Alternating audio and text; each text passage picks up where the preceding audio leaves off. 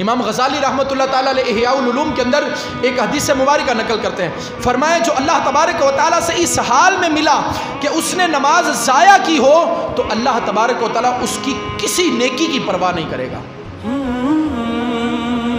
آج ہم جناب محفلیں سجاتے ہیں، آج ہم ذکر کرتے ہیں،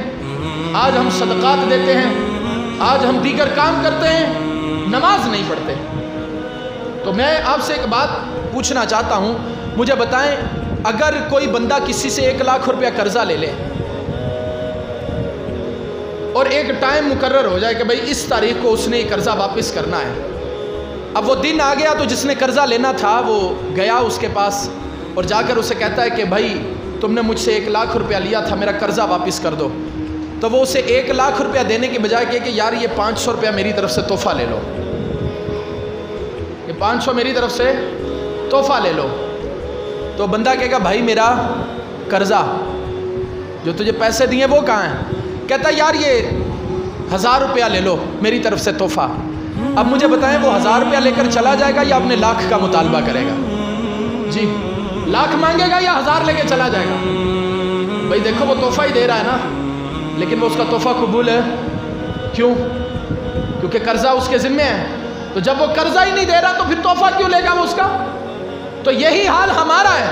نماز اللہ کی جانب سے فرض ہے اور فرض ایک قرض ہے، لہذا جس بندے نے فرض ہی ادا نہیں کیا اب وہ پیا جناب عمرے کرتا جائے، وہ جو مرضی معاملات کرتا جائے، جب فرض ہی ادا نہیں کر رہا جو اس کے ذمہ قرض ہے تو پھر مالک قرض وصول کرے گا، تحفے قبول نہیں کرے گا، مالک قرض وصول کرے گا نا، لہٰذا فرض کی ادائیگی کی طرف توجہ ہونی چاہیے۔ نماز نہیں پڑھتے باقی سارے کام کر رہے ہیں اور اپنے دل میں یہ سوچے ہوئے ہیں کہ جناب میں نماز نہیں پڑھ رہا تو کوئی بات نہیں، میں ماں کی خدمت تو کر رہا ہوں، نماز نہیں پڑھ رہا کوئی بات نہیں، میں جناب صدقے تو کر رہا ہوں، نماز نہیں پڑھ رہا تو کوئی بات نہیں، میں جناب 10 بار حج تو کر کے آیا ہوں، نماز نہیں پڑھ رہا تو کوئی بات نہیں، میں فلان ایک کام تو کر رہا ہوں، یہاں تک کہ اگر کوئی بندہ مسجد بنائے اور پھر نماز نہ پڑھے تو اس کی مسجد بنانے کا بھی کوئی فائدہ نہیں۔ اس اعتبار سے کوئی فائدہ نہیں کہ مسجد بنانا اس کے اوپر فرض نہیں تھا،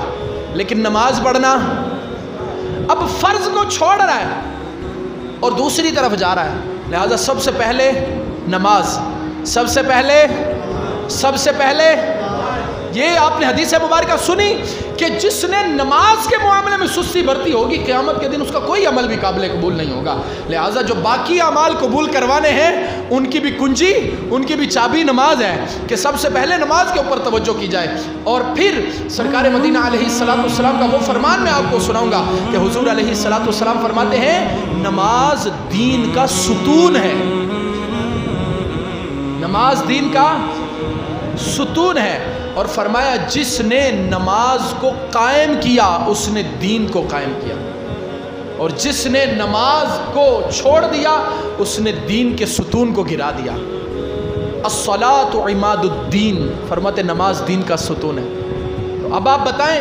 کہ دین ایک جو ہے وہ یوں سمجھ لیں کہ چھت کی مانند ہے اور نماز اس کا ستون ہے، تو جس عمارت کے نیچے سے ستون ہی نکال دیے جائیں وہ عمارت کیا کرتی ہے؟ دھڑم کر کے زمین پر زمین بوس ہو جاتی ہے۔ تو اب اپنے دین میں سے جس بندے نے نماز ہی کو نکال لیا ہے تو پھر وہ دیکھ لے کہ پیچھے کیا بچا ہے، پیچھے میرے خیال میں ملبے کے ڈھیر کے سوا کچھ نہیں بچا ہے۔ تو نماز کی اتنی اہمیت ہے دین کے اندر، بندے کی زندگی کے اندر۔ سرکار مدینہ علیہ السلام کی حدیث مبارکہ فرماتے جنت کی چابی پتہ کیا ہے؟ سرکار فرماتے جنت کی چابی نماز ہے، جنت کی چابی، جنت کی چابی، جنت کی چابی، جنت کی چابی، سب کچھ کر رہا ہے، اس کا اجر جنت میں پڑا ہے لیکن چابی نہیں ہے،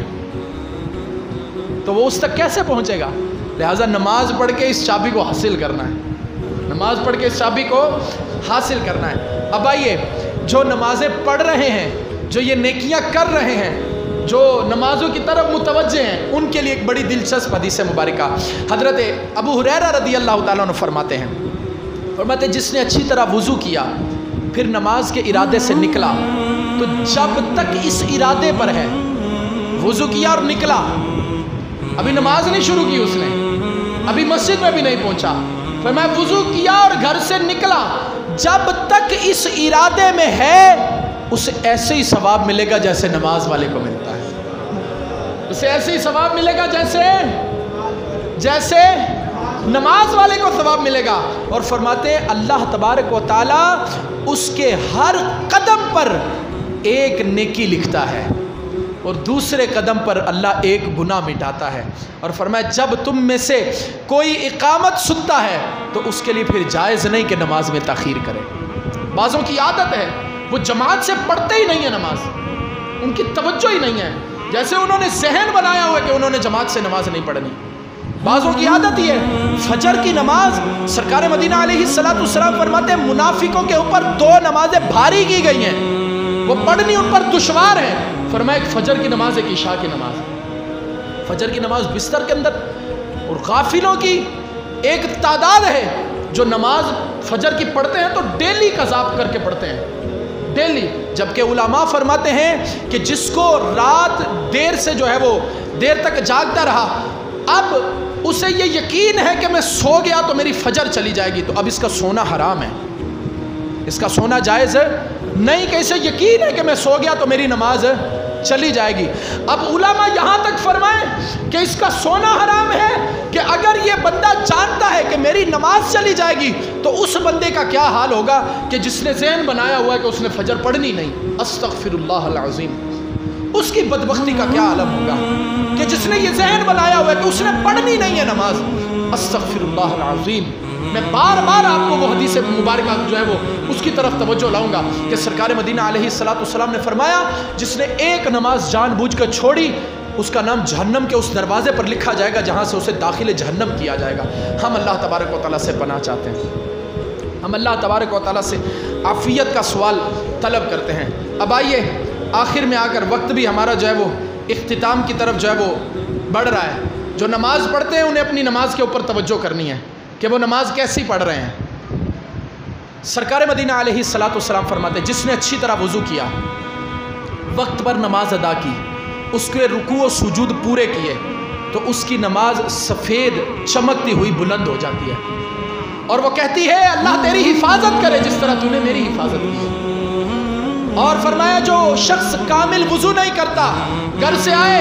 دوڑے آئے، جماعت بھی ہو گئی، پتہ نہیں مل رہی یا نہیں ملی، بس آیا آ کر جناب وہ جیسے تیسے کر کے وضو کیا، کھڑا ہو گیا، جماعت ہو گئی ہے جناب، بس ٹکریں ماری، دوڑ کر گھر کی طرف چلا گیا۔ اب باقی نماز پڑھی ہے یا نہیں پڑھی اس پر بھی کوئی توجہ نہیں، پہلی سنتیں پڑھی ہیں یا نہیں پڑھی اس پر بھی کوئی توجہ نہیں ہے۔ اب سرکار علیہ السلام فرماتے آیا اور جلدی بس اس نے وضو کیا، پھر رکوع کیے، پھر سجدے کیے اور پھر چلا گیا۔ فرمایا اس کی نماز کی حالت یہ ہے کہ اس کی نماز بھی سیاہ ہو کر بلند ہو جاتی ہے، اور پھر کہتی ہے اللہ تجھے برباد کرے جس طرح تو نے مجھے برباد کیا ہے۔ کیسی بدبختی ہے اس کے لیے کہ وہ رب کے گھر میں آیا اور اس نے سجدے بھی کیے، وہ رکوع میں بھی گیا، وہ قیام میں بھی کھڑا ہوا، اس نے سلام بھی پھیرا، لیکن پھر وہ نماز بلند ہوئی اور سیاہ ہوئی، اور پھر وہ کہتی اللہ تجھے برباد کرے جس طرح تو نے مجھے کیا۔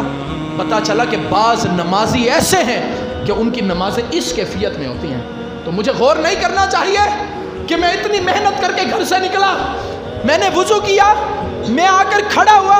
میری نماز کس کیٹیگری میں جا رہی ہے، میری نماز کی کیا کیفیت ہے، مجھے غور کرنا چاہیے یا نہیں کرنا چاہیے؟ بھائی میں محنت کر رہا ہوں، جو بندہ انویسٹ کر رہا ہے کچھ تو وہ پرافٹ کی طرف تو توجہ رکھے گا، تو ہم انویسٹ کر رہے ہیں اپنے وقت کو، ہم اپنی قوت کو انویسٹ کر رہے ہیں، تو پھر کیوں ہم توجہ نہیں کر رہے کہ میری چھوٹی سی غلطی سے کہ میں آیا، میں نے دھڑم کر کے جناب سر مارا زمین پر، پھر بیٹھا، پھر سر مارا، اب پتہ نہیں میں کیا پڑھ رہا ہوں، پتہ نہیں میری توجہ کیا ہے، تو اس کیفیت میں چلا گیا۔ جب یہ اس کیفیت میں آیا اور تیزی سے نماز پڑھی اور نکلا تو پھر یہ نماز بلند ہو کر کہتی اللہ تجھے اسی طرح برباد کرے جس طرح تو نے مجھے کیا۔ اور فرمایا پھر یہ وہاں چلی جاتی ہے جہاں اللہ چاہتا ہے، اور قیامت کے دن ایک بوسیدہ کپڑے میں لپیٹ کر اس کے منہ پر ماری جاتی ہے۔ سرکار مدینہ علیہ السلام فرماتے ہیں لوگوں میں سب سے برا چور وہ ہے جو نماز میں چوری کرتا ہے۔ یہ کیسی چوری ہے؟ مفتی احمد یار خان نعیمی رحمۃ اللہ تعالی علیہ آپ فرماتے ہیں کہ دنیا کے چور سے برا نماز کا چور ہے۔ کہا دنیا کا چور چوری کرتا ہے بھلے اسے بعد میں سزا ہی ملنی ہے، عذاب ہی ہونے آخرت میں، لیکن کم سے کم دنیا میں تو کچھ مال لے کر فائدہ لے لیتا ہے کہ نہیں؟ فرمایا نماز کے چور کو کیا فائدہ؟ آیا محنت کی لیکن نماز کے رکوع اور سجود صحیح نہ ادا کرنے کی وجہ سے یہی نماز اس کے لیے بد دعا بن گئی، یہی نماز اس کے لیے بد دعا کر رہی ہے۔ لہٰذا اپنی نمازوں کی حفاظت کرنی ہے انشاءاللہ عز و جل۔